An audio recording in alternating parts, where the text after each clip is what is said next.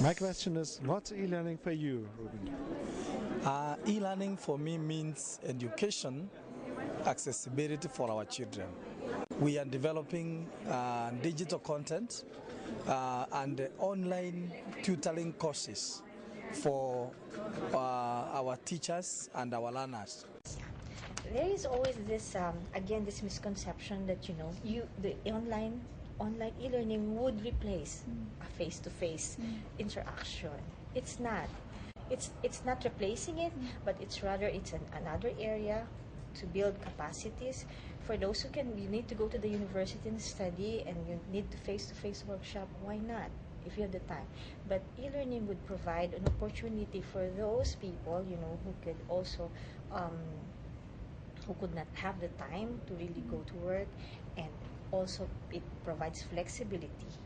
Capacity Building International focuses on training executives, decision makers, experts, in one word, all those we call multipliers from all over the world in all kind of areas and subjects. How was your personal experience with e-learning, with the online courses from Invent? Can you tell us something about that? Okay. Well, for me, it was great. Even though I was aware that there were learning management systems around, open source and both proprietary, Invent brought another toolkit for me of open source tools, not just within learning management systems. And it's great to know that you can develop for offline purposes, especially for our disadvantaged students, and take it into South Africa and Africa. What's the role of technology? How do you communicate? In terms of the role of technology, when I have to look at all the elements that you need to in order to make sure that you are implementing e-learning, I see e-learning here as the tool, as the various tools, the various components that we need to make use to be able to have successful online courses. We use technology for collaboration, we use technology for meetings, we use technology for running the courses, for implementing the courses. But from a personal perspective, I don't see technology as the most important part of the puzzle.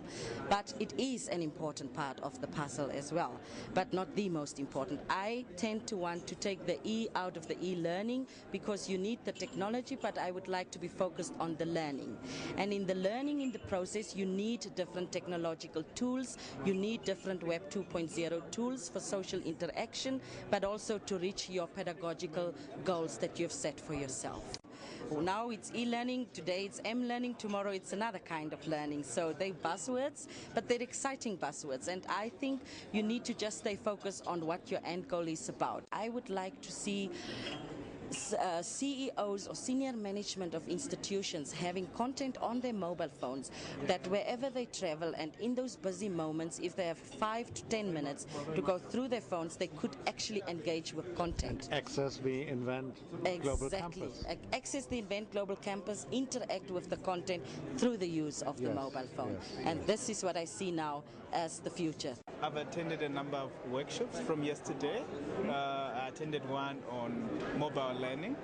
This was a session that was promoting the use of mobiles for learning, and there's a number of projects that are already happening in Africa.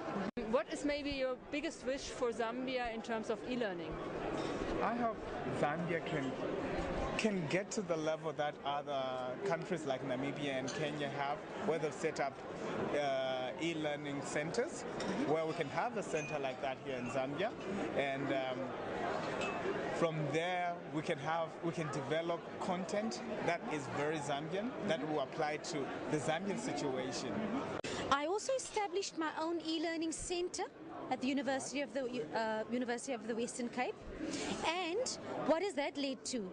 I further sent our staff members for training to Invent, and they too get involved in the self-development courses, and they bring those skills back to the university.